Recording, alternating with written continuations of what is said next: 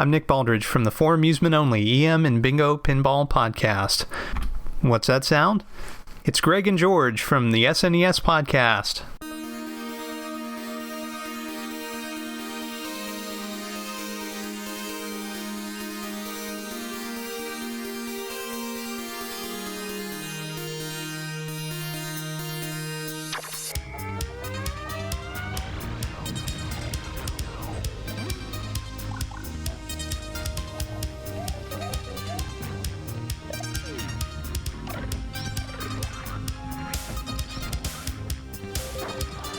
$200, a Super Nintendo setup costs twice as much as the old system. For the money, the company promises better pictures, sound, and adventure.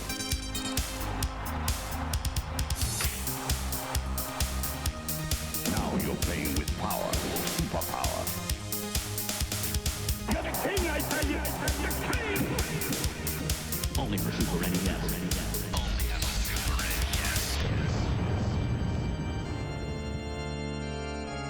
You're listening to the SNES broadcast with your hosts, Soulblazer and George.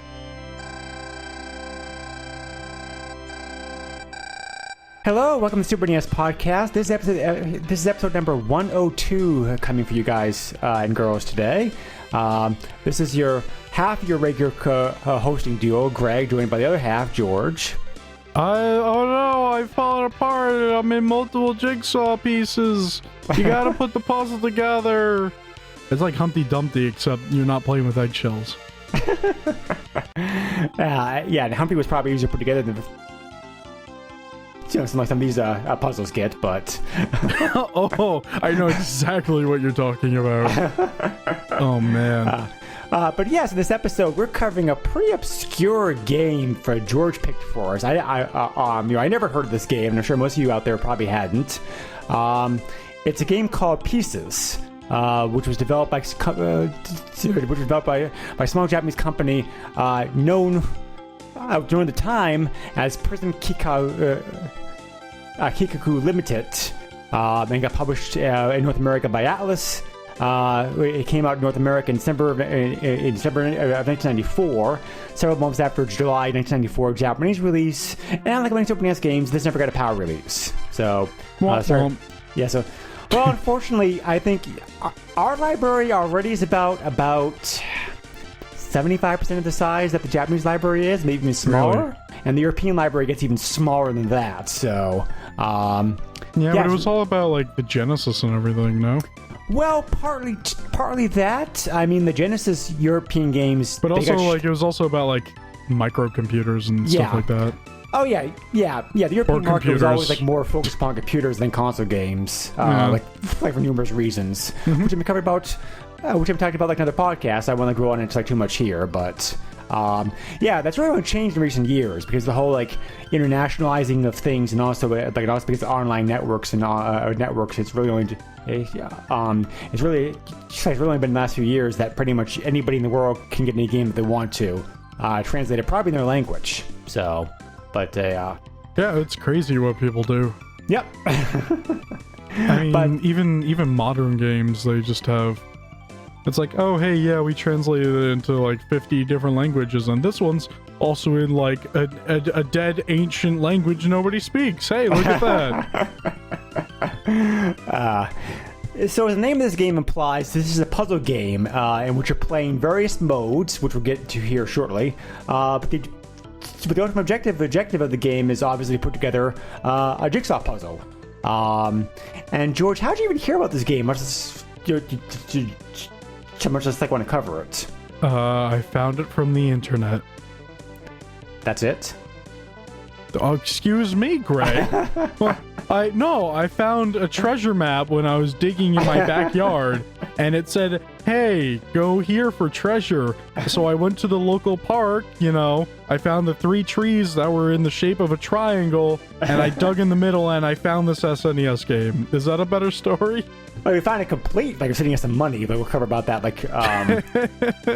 point later on. But yeah. So you were browsing Super NES game list looking for ideas? It was more of like something I stumbled upon. Okay. But yeah. I found an internet treasure map. And it was like, hey, this game, you should play it. I was like, okay, sure. Yes, we should play it because it's like one of the best things about this podcast is discovering hidden gems. And if this game's a hidden gem or not, we will come to that conclusion as we talk about the game. But let's talk a little bit about the company behind the game first. You may not know the name. I guarantee you, though, that most of you out there probably know at least one of the games that this company's developed over the years. At the time this game was made, Pieces, which also by the Japanese name is Jigsaw Party. I love that name. Oh man, why wasn't it called that over here? Seriously, probably because that was decided there isn't been a wisdom to rename it. Would you rather play a game called Pieces or Jigsaw Party? I don't know. I wasn't present for that meeting, so I can't tell you. No, I'm saying which game would you rather play? They're both fine names. I mean, there's nothing. I think Jigsaw Party sounds awesome. Oh, come on. So the company that developed this game was the company that developed this game. This is one of their first games because they were only like a year old when this game came out. The original name was Prism Kikaku Limited, which is the name that they used when they developed this game. A year later, however, in 1995, they renamed themselves as Nippon Ichi Software. We would know that as NIS America over here. They didn't. Yeah. They founded the North American branch in 2003. Yes. Before then, Atlas published most of their games in the West. Mm-hmm. They had a good relationship with Atlas. And then 2007, they also opened up a European branch because Koei and Square Enix and Ubisoft had been publishing their games in Europe up to that point. They're mostly a role-playing / adventure game company over the years. Their biggest games are the how do you pronounce it? The Disgaea? Disgaea series. That is a pretty big series, yes. Also the Morrow Kingdom series, and also Phantom Brave and Leprechaun Tactics. Were also other games that they developed. So yeah, some pretty big popular games there. Yeah. In Japan, this game was published by Hori, but Hori really doesn't have a presence here in the West. So Greg, how could you say that? This is a family-friendly podcast. That is wow, potty mouth. I'm sorry. Go on. That was a bad joke. Yeah. He says yes as he's laughing. Yes, that was bad. Please stop. I wasn't going to comment on it. Just go. So yeah, Atlas published the game over here in the West. Probably as a private budget game.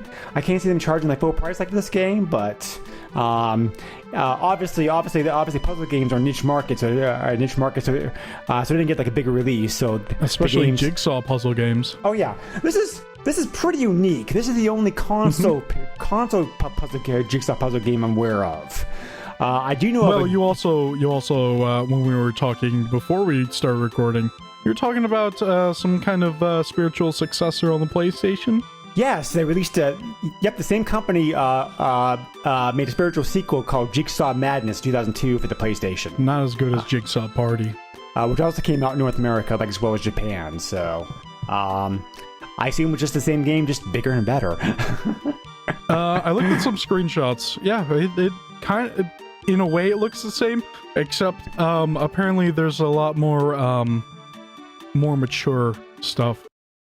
Which kind of makes sense. I guess that they kind of figured that probably in contrast to the Super NES, which is kind of aimed as being a more kiddie family system, and this game also is a great kiddie family game, which the PlayStation was definitely geared more toward adults. So I think they want to try to give it. I would say more like teenagers. Teenagers and adults. Yeah, that's fair. Yeah. So, but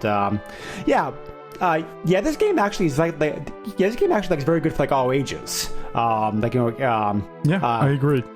So I was saying before, I'm aware of one Game Boy puzzle game that's somewhat similar to this. I can't think of the name of it right now, but there is a puzzle game on there. and there's also like several computer games, the puzzle games, but this is the only console game I'm aware of that has anything like a jigsaw puzzles. Oh, there's a bunch of like shareware games or whatever that are like jigsaw puzzle games. Yeah. So. Because think about it. The computer's a better market like this kind of game. I'm kind of surprised this game even came out on Super NES in the first place. I would be surprised if it was just a jigsaw puzzle game, but there's another layer to this that like really seals the deal for this kind of release. So I feel like it actually kind of makes sense because it feels more like a party game or whatever than just a jigsaw puzzle game. Yeah. The multiplayer mode supports up to 5 players, which is an odd number, but hey, it's what it is. So that's a lot of people for a game of this era. Yes, it is. Yeah. So the only game I'm aware of, off the top of my head that supports more players, like Bomberman games. Yeah, that sounds about right. But this is also one of the few games that also has support for the Super NES mouse. Yes. I tried the mouse in emulation a little bit. It works pretty well. The controller is fine for the game, but the mouse is much more smooth. Yeah, it's probably I totally forgot to use the mouse when I was playing this game. So whoops on me. No, that's okay. We did play this game head to head, like online though, against one another. So we can offer some direct feedback, like about the multiplayer function. Yeah, we even did the cooperative stuff. Yeah. So there's several modes that this game has, which that this game has, like really like expand just the replay value. There's 3 different modes to this game. You can either have a solo solo gameplay, like playing against a computer. Cooperative multiplayer, where you and your a friend are trying to work together to solve a puzzle, and whoever gets the most points wins. Like a competitive multiplayer, where you, with 2 of you are playing split screen. Well, not really split screen, but kind of like puzzles. The puzzles are smaller to fit the screen. Yeah, exactly. But you're fighting against each other, guys. Yeah, very similar to Tetris, like in that way. Just like actions you could do. There are actions you could do on your side that would negatively impact the other player. Depending on what you do and that kind of stuff. So yeah, it's almost like Mario Kart, but without the racing or the cars or anything. It's just putting together a jigsaw puzzle. Like I said, Tetris is the best example I could think of, because the Tetris multiplayer, like also were there Tetris games that had like power ups? Yes. Yep. Okay. I think Tetris Attack was the first one to have that. I never played it. Yeah, pretty good game. So okay. So let's talk about the solo mode first. There are a bunch of computer players that are available. I don't know how many there are total in the game. I think it's about like 8. So there is a good amount, yeah. Yes. They come at you with 3 different difficulty levels. You can't pick your difficulty level, but they start off easy, but as you go on and progress through the opponents, they get normal difficulty, like move up to hard. Basically, what that means is that the AI gets smarter. They start like actually working their puzzle faster. They're faster in doing the puzzles. Once you get to a certain point, it's just like completely inhuman. It's like It's like, who am I playing against here? Yeah, definitely a challenge. The first opponent, who I believe is the crab. Is the crab first? It's one of those lower opponents. Yeah. I think the crab is first. He's pretty easy, but toward the end, it gets very, very difficult. So even in solo player mode itself, the game would definitely give you a challenge. Yeah, they all trash talk you before you start. Which is cute. I like that. So you have to. So it's kind of like a best of 3 contest. We have to try to get 3 puzzles done before your opponent does. So how you play the game? The controls are pretty basic. You just move the D-pad to move around the screen, and the the game will first show you a large picture of the puzzle, and then it will. But as you play, you can see a smaller version of the puzzle on the bottom right part of the screen, which is very nice because the resolution's not perfectly sharp, being a small picture, but there's enough detail there to give you an idea, at least of the color schemes and whatnot, to help you out with trying to figure out where the pieces are supposed to go. Unless you're doing the big jigsaw puzzle, then you're kind of on your own with that. Yeah, of course. We'll get into that later. So the top of the screen, in most modes, the game will have, I think it's 6. It's 6 pieces at the top, right? Like it's 5 or 6. I think it's like... that's a good question. I think it's 6 pieces. It's like, it might be like 4 or 5 or 6 or something like that. So in most modes, the game will, the pieces up there at the top are guaranteed to fit the puzzle in most modes. So you can click on that without, so you move your hand up there, take a piece, play about fear about that. What is a challenge? Like you have to figure out how the piece goes. Unlike some other games, you can't rotate the piece, which adds both a blessing and a curse, I think. It would have certainly added but certainly would increase it certainly would have increased the difficulty of the game. Yeah. It was possible to rotate them. But I'm glad that they didn't add an option to rotate, because I think it makes it easier to quick and easier to play. Yeah, I suppose that's right. I think that's the point of at least the battle option, because when you're battling, you're not going to want to like try to rotate pieces and put them in the right place. That's just going to be such a pain. Sure, right. So I feel like that was like a choice on purpose. Right, I know. So it does limit the difficulty a little bit, but like you said, it's kind of not being able to rotate does allow for like smoother, faster gameplay. Probably. I think it's already difficult enough. If you added an option to rotate the pieces and whatnot. Right. Oh, I accidentally made a pun. Rotate the puzzle. I can't even make a sentence without saying the name of the game. This is terrible. Without rotating the thingies, you know how bad it would be? You're getting beaten by the AI, the higher tier AI, and you're freaking out. You're trying to get your puzzle pieces in, and you're like, oh no, I gotta rotate, no, and then you lose because you're freaking out about rotating it. So I think it's a really good choice not to have a rotating option. Right. So. Just because the piece is oriented the correct way, however, does not mean it's easy to find the correct spot for it, because of course, obviously you're doing jigsaw puzzle. You have to connect it to an existing piece. No, sorry, like you don't. You do have to. You have to find the proper place on the board for it. But there are several pieces that may fit that correct orientation, so you're not. But you have to use other clues to figure out does this piece like belong there. Right. You also have some other options. You can decline the piece, basically send the piece away back into the bag. If I can have a new piece come onto the screen at the top to take its place, like you want to, by pushing the B button.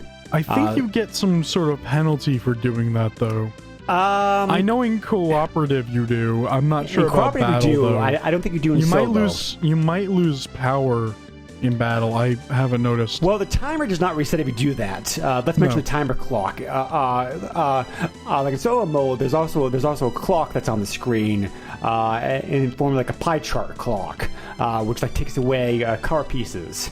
And the faster you can get your play a piece correctly, the more time is left from that clock, and that time translates into power. And that power is that power is saved in a bank that you can use to play power pieces, which we'll talk about here like later on. So, if you decline a piece, that's fine, but it does not reset the clock. So you got to be careful about that. I mean, nothing happens if you don't play a piece before time runs out. You just don't get in your power point by doing so. Mm-hmm. And later on in the game, you definitely need to play power-ups because because the AI gets much more difficult to beat. Much harder. Yes. It turns into a more strategic game because you need to learn about timing and which power-up should you use and which one doesn't really affect the AI later on when it becomes a supercomputer and takes over your SNES and conquers the world.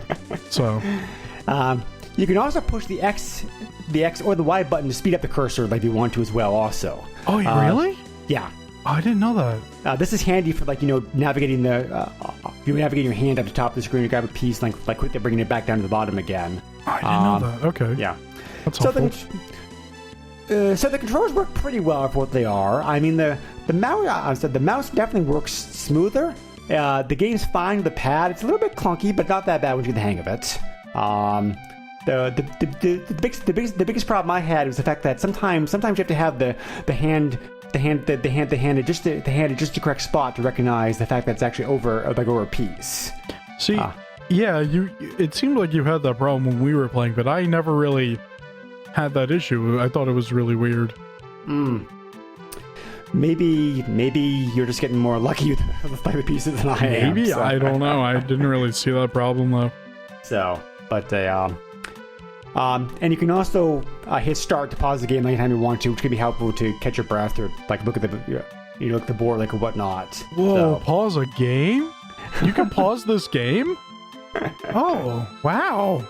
Crazy. Well, they could have made the screen go blank and just had the word pause on the screen. They really want to screw you over. So what are they going to come up with next? A camera that tracks your movements? That's crazy. What are you talking about, Greg?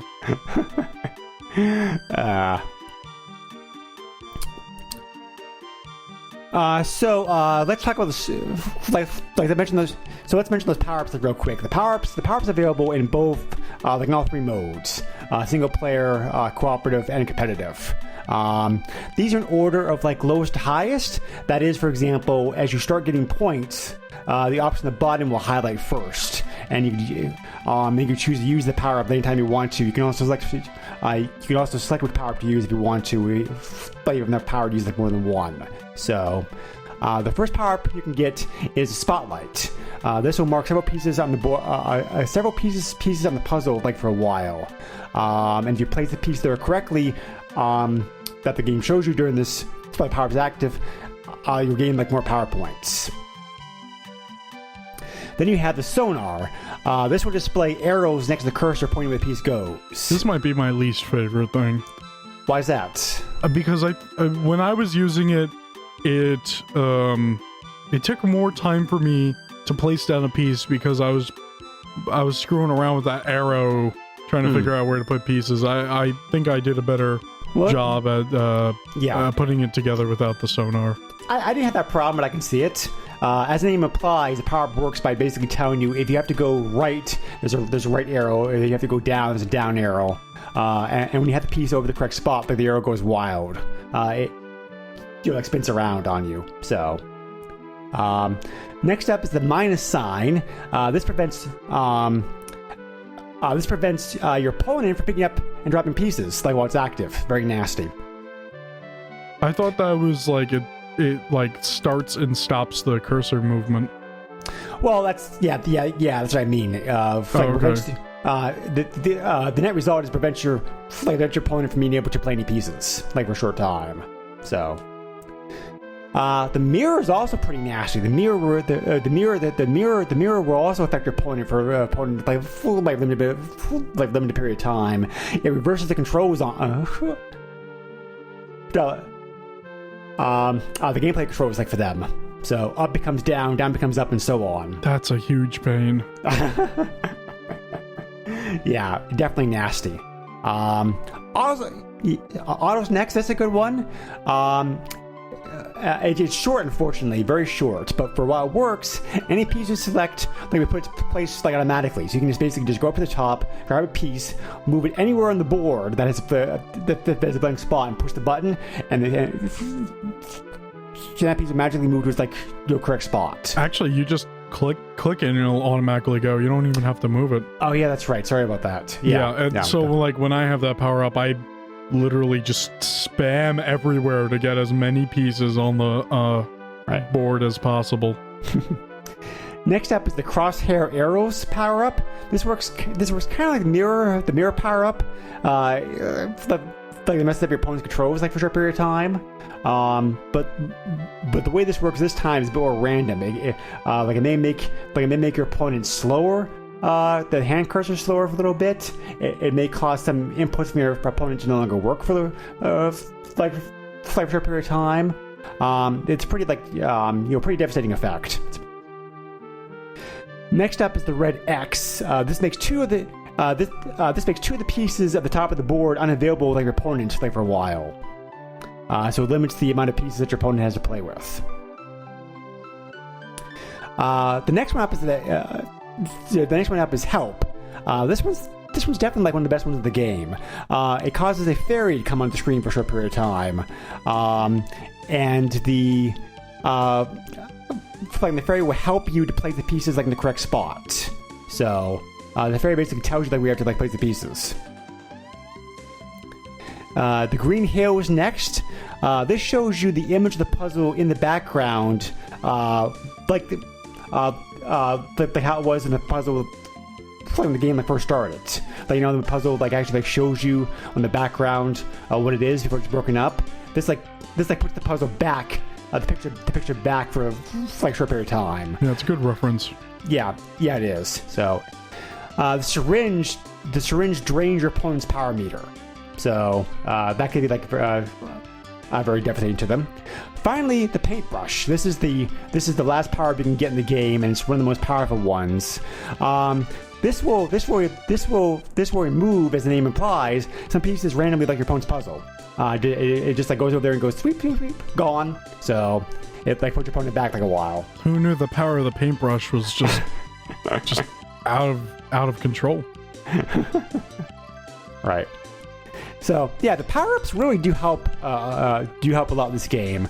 It's great they're here. I think this is probably one of the best things about this game. Yeah. It really helps elevate this from being just your typical puzzle game into you can actually by giving a small bit of arcade/strategy aspect to it as well, because you have to decide which power-up do I want to use. Do I want to use this one now, or do I want to wait? Which power best to use in which cases. It's definitely very helpful. It certainly adds some replay value to the game. Yeah, this is the era of video games where they tried something new and they weren't afraid to do so either.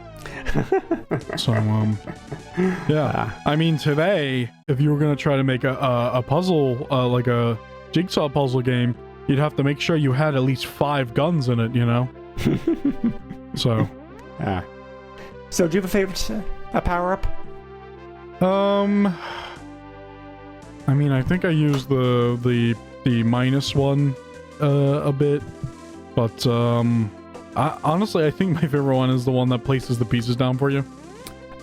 Oh, the help, the fairy. No, the one that literally puts it down for you when you click the pieces. Oh, okay, that's the which one was that again? I just said them too.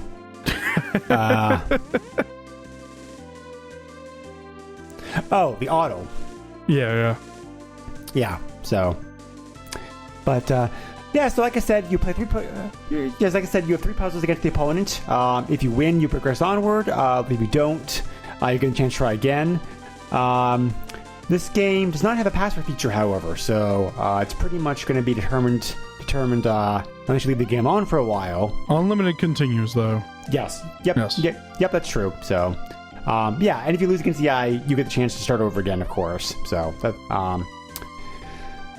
So the multiplayer version, like I said, there's upward of 5 players. Basically, that works by being kind of in teams. Only 2 people can play the game at a time, but you can always have them present in the background, and you just hand the controller off to them their turn, that kind of stuff. Yeah. So we already mentioned pretty much what I said before is pretty much how the game works. In cooperative, you and your opponent are both working the same puzzle. The game will basically But there's what's important in this mode is a score. If you successfully place a piece, you get points for it. The more the faster you put the piece down, the more points you get. If you put the piece down in the wrong spot, however, you lose points. And you would know. Yeah, well, I'm not very good at this game. It's a hard game. I mean, like, you know, I suck at jigsaw puzzles to begin with. There are some puzzles that are a little ridiculous in this game. But, yes. Yeah. So, yeah, we're going to talk about some of the puzzles here in a moment. But, it goes on for quite a while. George and I played about 8 rounds, and the puzzles were still going. Oh, so, yeah. We're like, okay, this must be the last one. And it's like, nope, this one's a tiger now. It's like, what the heck? But, oh my god, screw that bird puzzle. That was the worst one. Oh yeah, the bird was everything was like green. Like, how are you supposed to know where everything goes? And that reference picture was not helpful at all because it was just a mush of just green everywhere. Dang birds. Yeah. So in competitive mode, that works pretty much the same way. You and your opponents don't work in the same puzzle, but the puzzles are smaller because, of course, both you are on split screens like this one. And you have to finish your puzzle before you can move on to the next puzzle. So your opponent may already be working on his next puzzle while you're still trying to finish up yours. So the power meter definitely becomes critical in this mode of the game because you have to use that wisely to try to catch up or try to slow your opponent down. It's a little bit hard. It's both harder and easier to play competitive. I'm not sure if this makes sense, but the puzzles are smaller. They're about half the size. Much smaller. Yeah. So it's easier in that sense, but because the power-ups are in play, it can make it a lot more difficult and frustrating to try to finish like a puzzle. And nobody's helping you. Yeah, exactly that too. Yeah. So, so the graphics, George already mentioned it a little bit. Well, you missed the bonus games when you're doing the cooperative. Oh yeah, the bonus games. I forgot about that. Every now and then you get a bonus game where you have to place. Difference. Oh yeah, one of those old classic parts. Yeah, about the different puzzles. Except like some of the details are just so fine. It's just like, oh, I didn't even see that. Hard. It's like 2 pixels off. Yep. Like some things are like obvious, but other things are kind of just like you really need to look at it. Yeah, you and your opponent have like 15 guesses that you No opponent, you're friends. You and your friends, you're all working together. Yep. So, you share that pool of guesses, and if you get, then you have to get a certain amount right before the time runs out. But you set aside more points. So, yeah, having 2 different modes of multiplayer really is great in this game. Again, it really helps the gameplay to get some replay value because you can play. It's like Mario Kart. You have the battles and then you have the racing. Right. So. Yeah, that's a good example. So, the graphics that I mentioned, as George mentioned before, they look like I couldn't find anything to confirm this, but it looked like they were pictures that were scanned into the system. Probably first scanned on a computer like an Amiga and then transferred over to the Super NES. It's possible. Yeah. So, could you imagine them like recreating pictures of like tigers and stuff? Wow, that's a lot of effort. There's themes to pick from. There's like 6 themes. You have like an animal theme, a military theme, you have a nature theme. There's some other themes too. So all the puzzles get drawn upon that theme. I don't know how many puzzles are in the game total. A lot. Well, based upon what I've seen in both the single player and multiplayer, I want to say there's at least about like 30 in the cart. Probably a lot more. So, I mean, eventually it is going to repeat. Considering we went through 8 puzzles and we gave up, we didn't even go through all the animals. Right. Yeah. Exactly. There's definitely got to be more than 30. Yeah, so eventually, you play the game enough, of course, you are going to, repeat stuff, but... I feel like it would take a while for you to, memorize the puzzles, because there's so many in there. Probably, but, So, the graphics are pretty good for the most part. I mean, the fault of the puzzles is not the graphics themselves, because the graphics are pretty good resolution by Super NES standards. The problem is, like George mentioned before, some of especially the small details in the puzzle, they didn't carry over to the system very well. So some of the small parts and some of the colors even as rich of a card bank as Super NES had, it can't match real life. Yeah, they did what they could with the limitations, and that, when it comes to like having like real images on this kind of console, it's the color limitations are going to come into play, of course. Yeah, so the upshot is that some of the puzzles like work better than other puzzles do, because they're easier to solve. Because just think, the colors stand out better, and the details are sharper, and that kind of stuff. Have you tried changing it to 2, 5, 6 colors? Yeah, that would be even worse.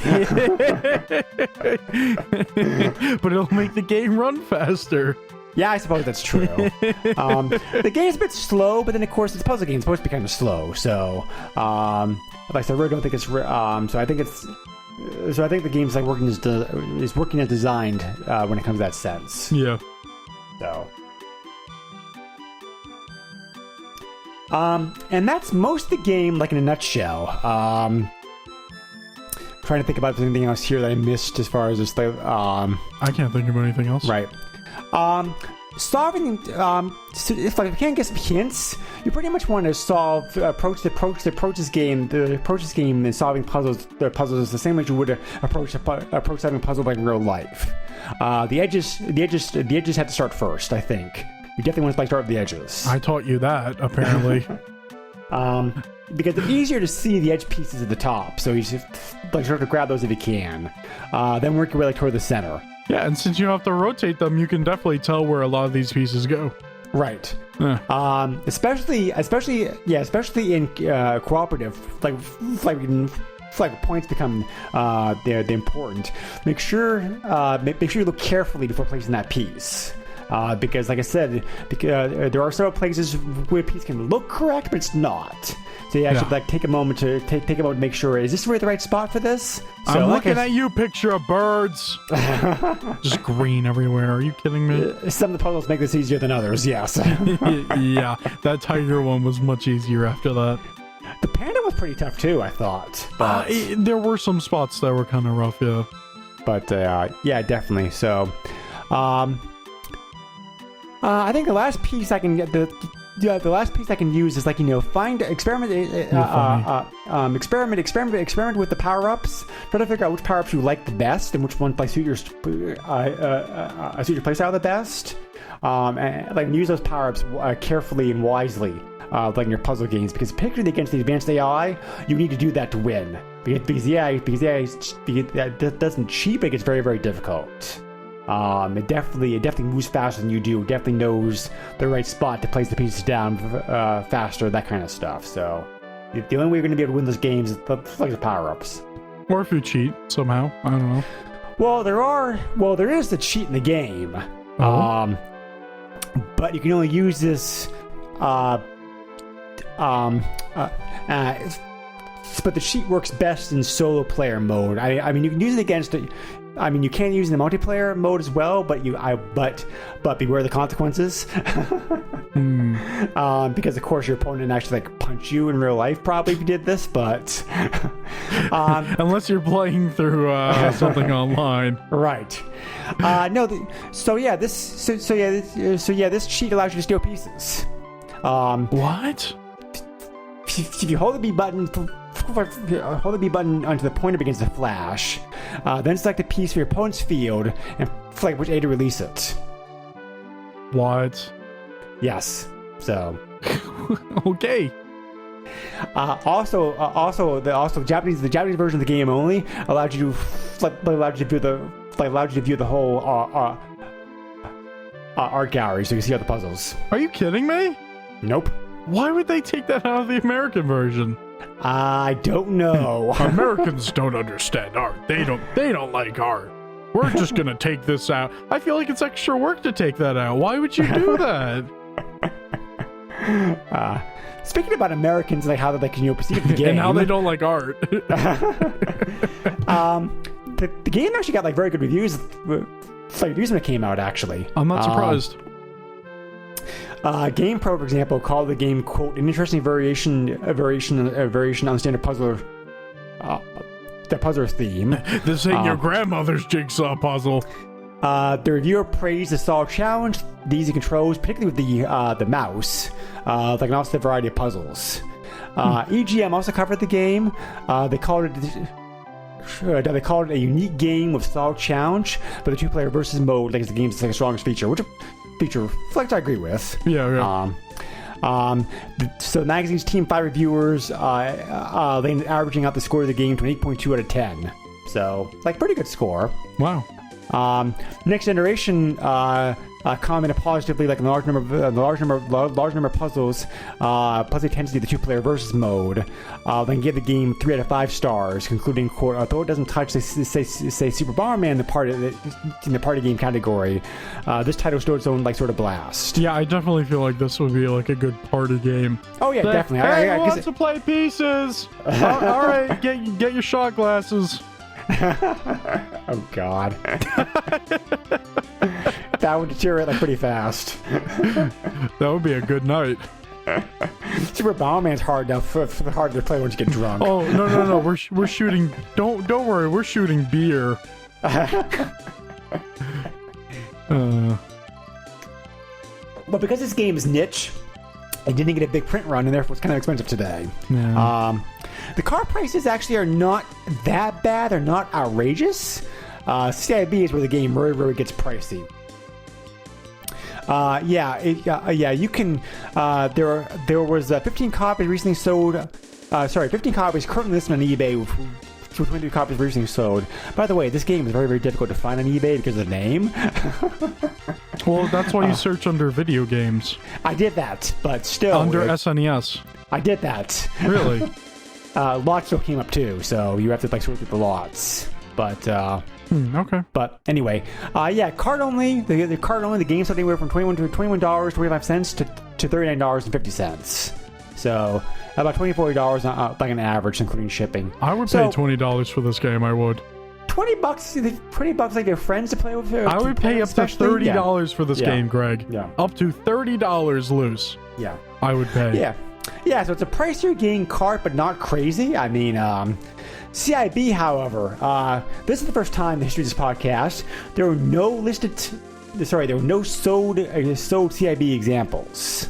It was like just like the last 90 days.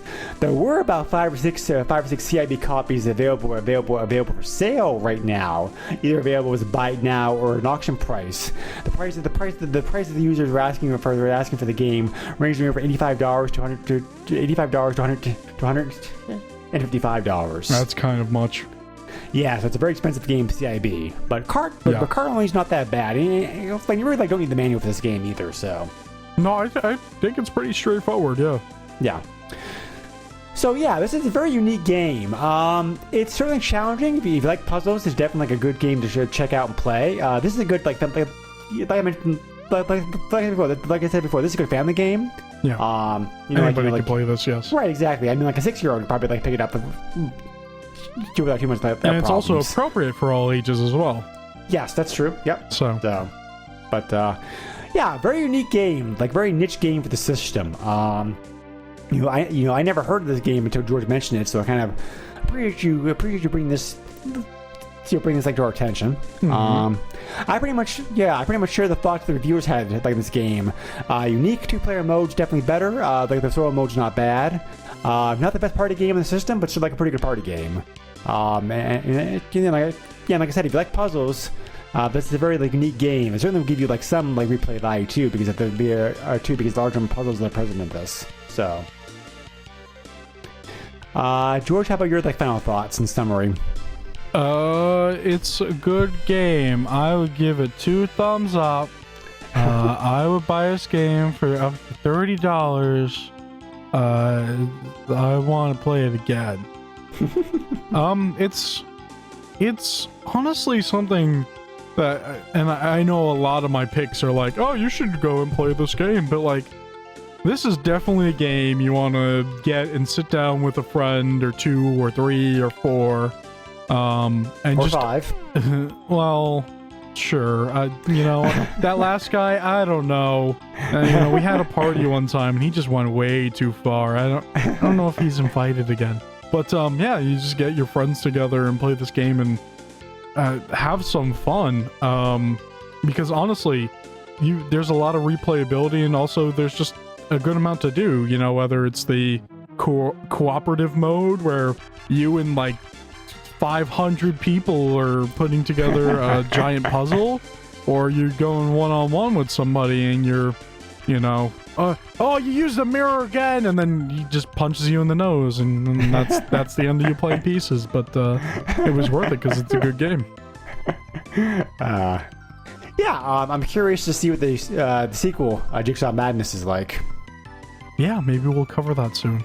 Yeah, we might. Like the other podcast that George and I did, together, the PlayStation Power podcast, where we cover PS1, PS2, and PSP games.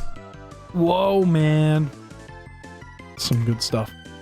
Yeah, so anyway, thank you again, as always, for listening to us through this episode. If you have any questions, comments, feedback, suggestions, whatever, you can leave us a message on our Facebook page, or you can also send me an email directly if you want to at the SNESpodcast@yahoo.com.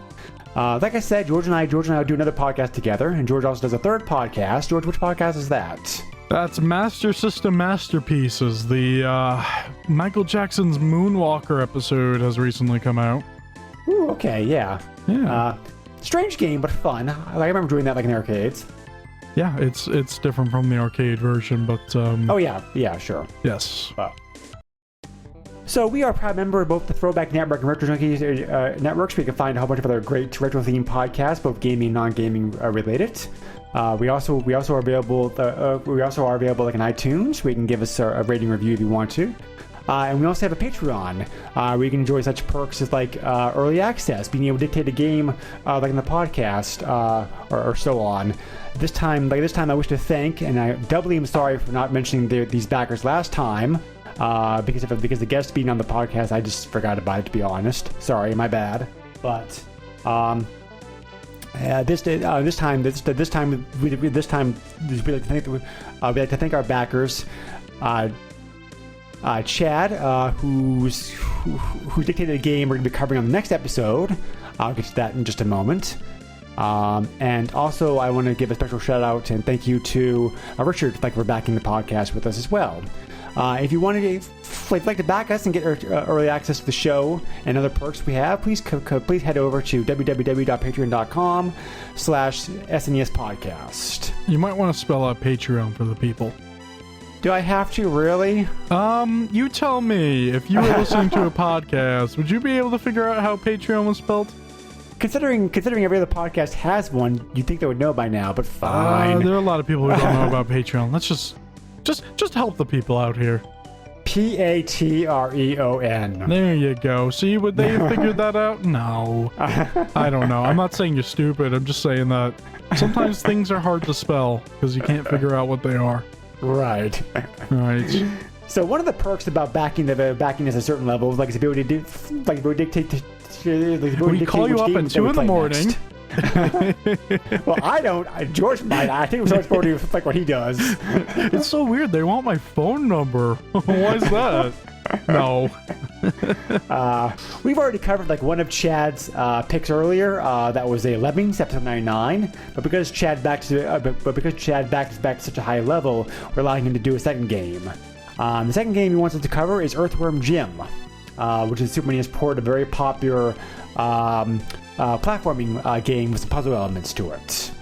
They originally came out with the PC. Woo. Yes, I've never played Super NES version of this game, so I'm curious to see how it translates over. I'm not looking forward to this, but you know what? I'll play it as well as I can. Right. And then I'll complain.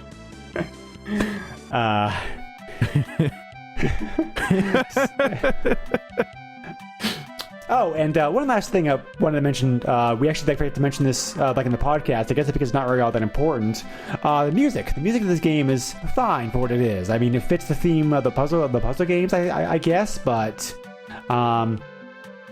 the reason I didn't remember talking about it is because it's really not much to say about it. Just typical average music. It's fitting. Yeah, it's fitting. It's not. It's fine for what it is. Yeah. To be honest, I played the game on mostly in sound mode, and it would help me concentrate. So, the music's fine. So, which you've been listening to during this podcast as well. So you'll be able to form your own opinion on it. Well, now I'm not going to put the music in. just to make you look bad. No, I'm kidding. I'm kidding. So I think that's about it. Like this podcast episode. As always, thank you for joining us. We look forward to seeing you again next time. And any final thoughts, George? Play the game. Yes, play the game, definitely. Even if you have horrible memories as a kid about we're trying to assemble that 5,000 pieces of jigsaw puzzle. Oh, jeez. Take care, all. Jigsaw puzzles. Nintendo controls 80% of the video market. But no matter how you play the game, or which game you play, things definitely have come a long way since Pac-Man. Now you're playing with power. Deep power.